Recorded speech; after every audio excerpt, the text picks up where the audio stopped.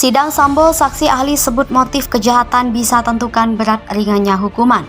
Menurut pendapat ahli, pembuktian motif ini apakah berhubungan dengan kaitannya terkait dengan untuk kepentingan dalam konteks kebijakan pemidanaan atau terkait dengan hubungannya dengan masalah terbukti tidak terbuktinya suatu unsur diri yang didakwakan.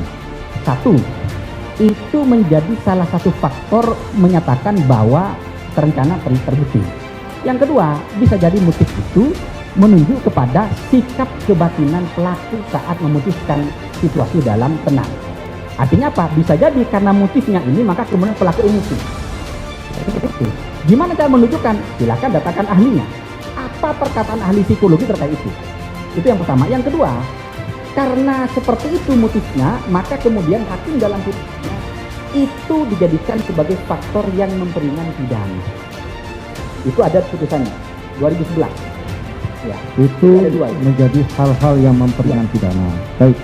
Nah, kan di sini ketika para penyidik juga terjadi kekisruhan, apa yang disampaikan Pak Ahmad Kosinudin tadi, bagaimana para saksi itu nanti bisa berkolaborasi antar mereka untuk meringankan diri dan meringankan para pimpinan, itu bisa saja terjadi. Nah, itu pernah saya alami juga, bagaimana para saksi ini berkolaborasi di mereka untuk meringankan diri sendiri dan meringankan tuannya. Kemudian nanti dilihat apakah dari keterangan ahli tadi motifnya ini, kemudian dilihat apakah dengan motif itu kemudian pelaku masih berpikir secara tenang. Kalau ternyata masih berpikir secara tenang, itu perencanaan. Tapi kalau ternyata berdasarkan penilaian ahli, pelakunya tidak menyebutkan motifnya seperti apa, tapi ahli mengatakan motifnya ini, disimpulkan bahwa dalam saat itu pelaku tidak dalam kondisi tenang ketika memutuskan, ada misalnya trauma luar biasa, ada psikologinya, maka dalam konteks ini perencanaan pasti tidak akan terbukti.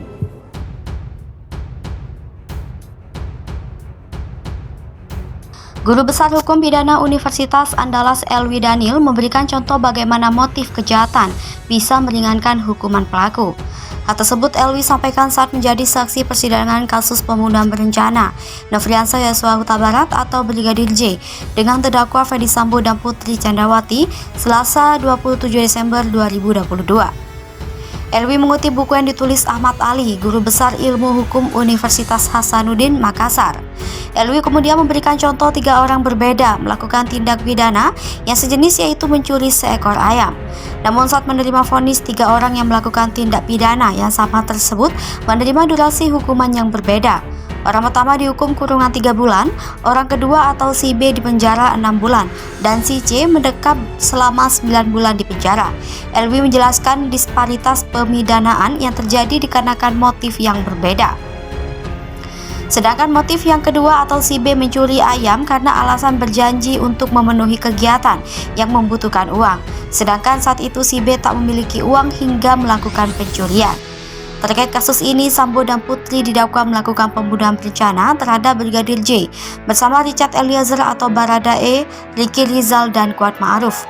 Keduanya diberikan kesempatan menghadirkan saksi atau ahli yang meringankan setelah saksi dan ahli yang dihadirkan jaksa penuntut umum telah selesai. Selain Sambo dan Putri, majelis hakim juga memberikan kesempatan 3 terdakwa lain dalam kasus ini untuk bisa menghadirkan saksi atau ahli sebelum melakukan pemeriksaan terhadap mereka. Dalam dakwaan disebutkan, Richard menembak Brigadir J atas perintah Sambo yang kala itu masih menjabat sebagai mantan Kepala Divisi Profesi dan Pengamanan Polri. Peristiwa pembunuhan Yosua disebut sebagai terjadi lantaran adanya cerita sepihak dari istri Ferdy Sambo, Putri Candrawati, yang mengaku dilecehkan Yosua di Magelang pada 7 Juli 2022. Atas informasi itu, Sambo kemudian merencanakan pembunuhan terhadap Yosua yang melibatkan Richard, Ricky, dan Kuat di rumah dinasnya di Kompleks Polri, Duren 3, Jakarta Selatan pada 8 Juli 2022. Atas peristiwa tersebut, Sambo, Putri, Richard, Ricky, dan Kuat didakwa melanggar pasal 340 KUHP, subsidiar pasal 338 KUHP, Jo pasal 55 ayat 1 ke 1 KUHP, Jo pasal 56 ke 1 Kitab Undang-Undang Hukum Pidana, Kelimanya terancam pidana maksimal hukuman mati, penjara seumur hidup atau selama-lamanya 20 tahun. Khusus untuk Sambo, jaksa juga mendakwanya terlibat obstruction of justice atau perintangan proses penyidikan pengusutan kasus kematian Brigadir J. Ex-perwira tinggi Polri itu dijerat dengan pasal 49, junto pasal 33, subsidiar pasal 48 ayat 1, junto pasal 32 ayat 1, UU ITE nomor 19 tahun 2016 atau pasal 233 KUHP, subsidiar pasal 221 ayat 1, kedua junto pasal 5. Sidang Sambo, saksi ahli sebut motif kejahatan bisa tentukan berat ringannya hukuman. Guru Besar Hukum Pidana Universitas Andalas Elwi Daniel memberikan contoh bagaimana motif kejahatan bisa meringankan hukuman pelaku. Hal tersebut Elwi sampaikan saat menjadi saksi persidangan kasus pembunuhan berencana Nofriansah Yosua Huta Barat atau Brigadir J dengan terdakwa Ferdy Sambo dan Putri Candrawati Selasa 27 Desember 2022. Elwi mengutip buku yang ditulis Ahmad Ali, Guru Besar Ilmu Hukum Universitas Hasanuddin, Makassar. Elwi kemudian memberikan contoh 3 orang berbeda melakukan tindak pidana yang sejenis, yaitu mencuri seekor ayam. Namun saat menerima vonis, 3 orang yang melakukan tindak pidana yang sama tersebut menerima durasi hukuman yang berbeda. Orang pertama dihukum kurungan 3 bulan, orang kedua atau si B dipenjara 6 bulan, dan si C mendekam selama 9 bulan di penjara. Elwi menjelaskan disparitas pemidanaan yang terjadi dikarenakan motif yang berbeda. Sedangkan motif yang kedua atau si B mencuri ayam karena alasan berjanji untuk memenuhi kegiatan yang membutuhkan uang. Sedangkan saat itu si B tak memiliki uang hingga melakukan pencurian.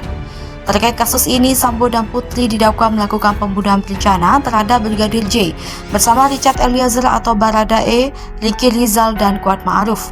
Keduanya diberikan kesempatan menghadirkan saksi atau ahli yang meringankan setelah saksi dan ahli yang dihadirkan jaksa penuntut umum telah selesai. Selain Sambo dan Putri, majelis hakim juga memberikan kesempatan 3 terdakwa lain dalam kasus ini untuk bisa menghadirkan saksi atau ahli sebelum melakukan pemeriksaan terhadap mereka. Dalam dakwaan disebutkan, Richard menembak Brigadir J atas perintah Sambo yang kala itu masih menjabat sebagai mantan Kepala Divisi Profesi dan Pengamanan Polri. Peristiwa pembunuhan Yosua disebut sebagai terjadi lantaran adanya cerita sepihak dari istri Ferdy Sambo, Putri Candrawati, yang mengaku dilecehkan Yosua di Magelang pada 7 Juli 2022. Atas informasi itu, Sambo kemudian marah dan merencanakan pembunuhan terhadap Yosua yang melibatkan Richard, Ricky, dan Kuat di rumah dinasnya di Kompleks Polri, Duren 3, Jakarta Selatan pada 8 Juli 2022.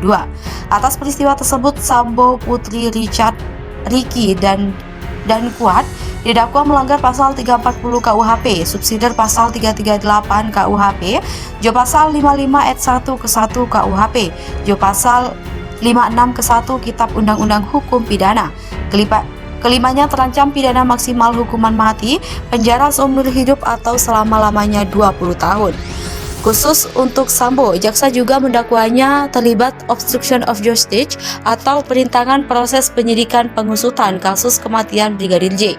Ex-perwira tinggi Polri itu dijerat dengan pasal 49, junto pasal 33, subsidiar pasal 48 ayat 1, junto pasal 32 ayat 1, UU ITE nomor 19 tahun 2016 atau pasal 233 KUHP, subsidiar pasal 221 ayat 1, kedua junto pasal 55 KUHP.